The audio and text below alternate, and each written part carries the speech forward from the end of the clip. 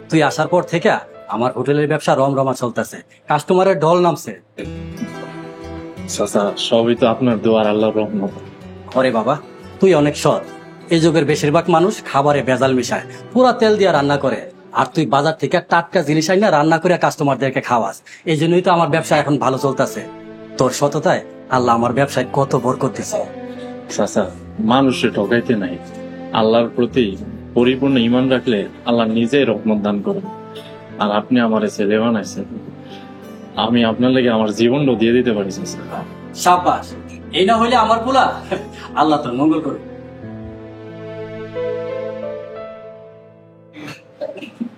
দেখ হিসাবের খাতাটা দেখ।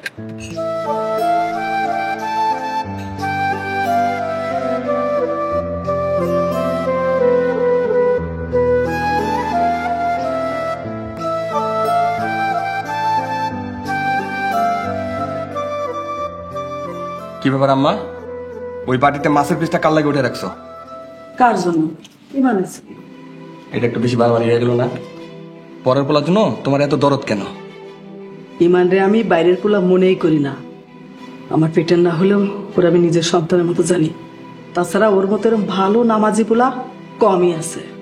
সব নাটক মা, ও একটা বদমাইশ। গরিব অসহায়ের ভান ধইরা আমাকে হোটেলটা দখল করছে। ও আসার পর থেকে আমাকে দোকানে বেশি বাজার করন লাগে। তাতে তোর কোনো সমস্যা আছে? ইমান পুরান তেলে রান্না করে না, খাবারে ভেজাল মিশায় না, তাই একটু বাজার বেশি করণ লাগে। তাছাড়া আগের চেয়ে খাবারের মান অনেক ভালো, তাই কাস্টমারের ভিড় বাড়ছে। আমার তো লাভই হইতেছে। লাভ হইতেছে না লস হইতেছে সময় টের পাইবেন। পরের পোলারে এত মাথা তুলেন না। নিজের পোলারা যদি অমানুষ হয় তাহলে পরের পোলারই মাথায় তুলতে হয়। আমি ইমানের ব্যাপারে আর একটাও কথা শুনতে চাই না। মায়া, তুই ইমান রে ভাত তরকারি দিয়ে আয় তো। এই তোরা বসে আছিস কেন? ভাত নে।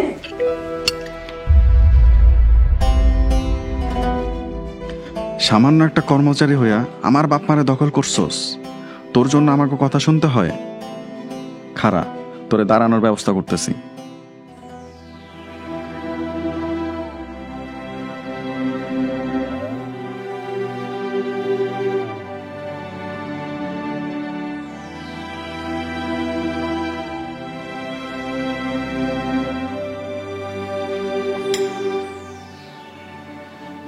তুমি এই ঘরে আইছো কে? আমি আসছিলাম খাবার নিয়ে।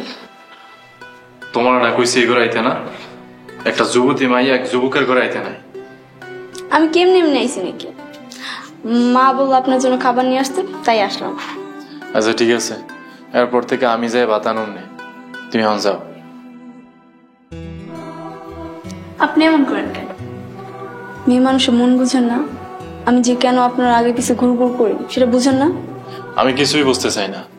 চাচাই আমারে আশ্রয় দিছে, আমি ওনার সামান্য কর্মচারী, এর বাইরে আমি আর কিছু বুঝতে চাই না। তুমি যাও। যাচ্ছি যাচ্ছি। আপনি অনেক নিষ্ঠুর, মেয়ে মানুষের মন বুঝেন না।